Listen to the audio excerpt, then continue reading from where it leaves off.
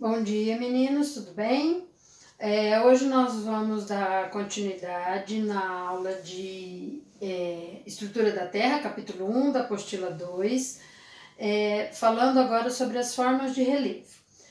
Não sei se vocês se lembram, eu tinha postado alguns vídeos, algumas imagens sobre os movimentos epirogênicos, aqueles movimentos que formam o relevo, né? Atividade vulcânica, os terremotos, os tsunamis, movimentação das placas, tipos de placas tectônicas, tipos de movimento, falhamento e tal. Agora a gente vai para o relevo mesmo. A estrutura, vamos falar só da crosta, né? Então a estrutura geológica, como se divide a crosta, as características da crosta e depois as formas de relevo, tá certo?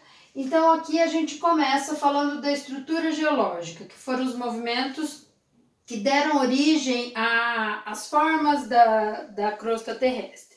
E nós temos a crosta terrestre dividida geologicamente em 3 grupos, que são os crátons, que são as estruturas mais antigas, mais desgastadas, se formaram muitos milhões de anos e que tem uma presença de muitos minerais, justamente por causa desse tempo que elas existem aí na superfície terrestre. Então, os minerais se formam ao longo do tempo e como os crátons são estruturas muito antigas, a maior presença de recursos minerais está nessa região.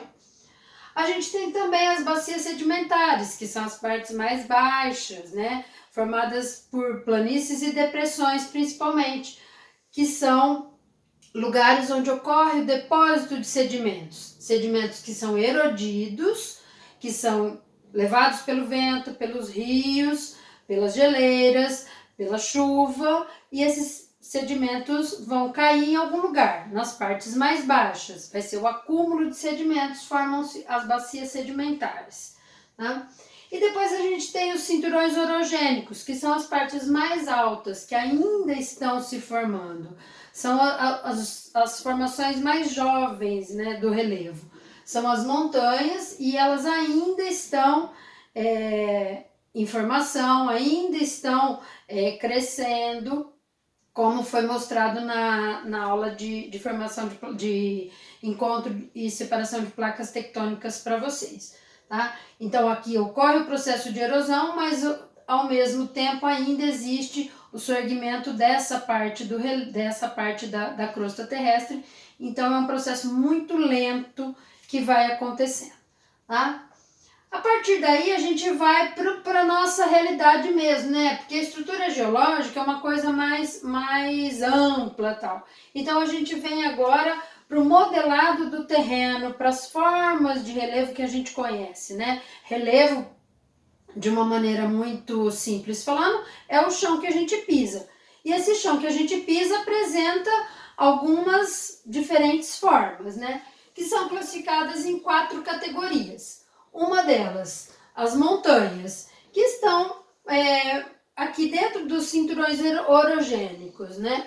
As montanhas são as partes mais altas, formadas pelo encontro e pela separação das placas tectônicas, tá? Então eu fiz um desenho aqui para exemplificar as montanhas.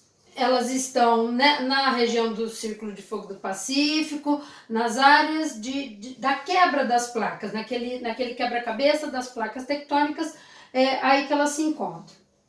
Depois nós temos os planaltos, que seriam as regiões, o relevo da região dos crátons, né?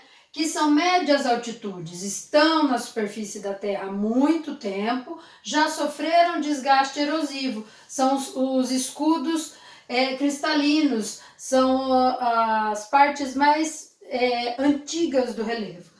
E elas podem ser divididas em chapadas, onde existe uma certa altitude, só que o topo é aplanado, e as serras, onde existe uma certa altitude, bastante escarpado, né? Escarpa é o lado da montanha, então a gente tem essa característica aí. No Brasil, a gente não tem montanha, porque estamos no meio de uma placa tectônica e tudo que a gente encontra de maior altitude é serra ou chapada. Tá? Temos as planícies e as depressões, que se encontram nas regiões das bacias sedimentares. Tá? São áreas mais baixas e planas. Tá? Então aqui o desenho de uma linha praticamente reta para mostrar, exemplificar o que é uma planície. E as depressões são áreas mais baixas em relação ao que está na sua volta. Tá? É como se fosse um buraco. Tá?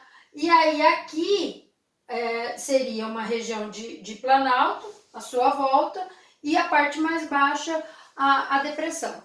Na categoria da depressão, a gente tem uma subdivisão, a gente tem as depressões relativas e as depressões absolutas.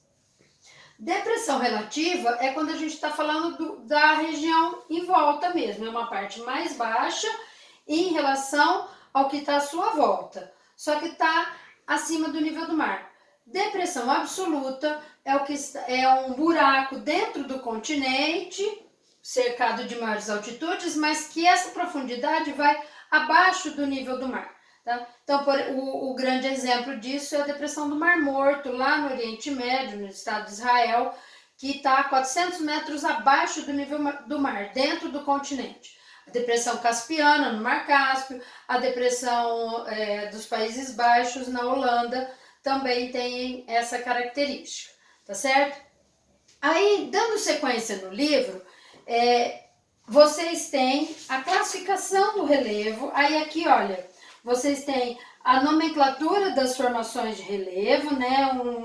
Um apanhado rápido aqui, um juntado, né, que foi feito de todas as características, formas de relevos com a sua explicação e o seu nome, né? E aí aqui a gente vai ter as 3 principais exemplificações ou classificações do relevo no território brasileiro, que foram realizadas ao longo da história, ao longo do tempo, por 3 importantes geógrafos brasileiros, tá certo? As 2 primeiras, que são essas aqui na página 29, essa aqui foi feita em 1949, que é do geógrafo Haroldo de Azevedo. Ele classifica somente planaltos e planícies, e a planície litorânea, a planície do Pantanal e a planície amazônica, e todas as outras áreas, planaltos, uma subdivisão.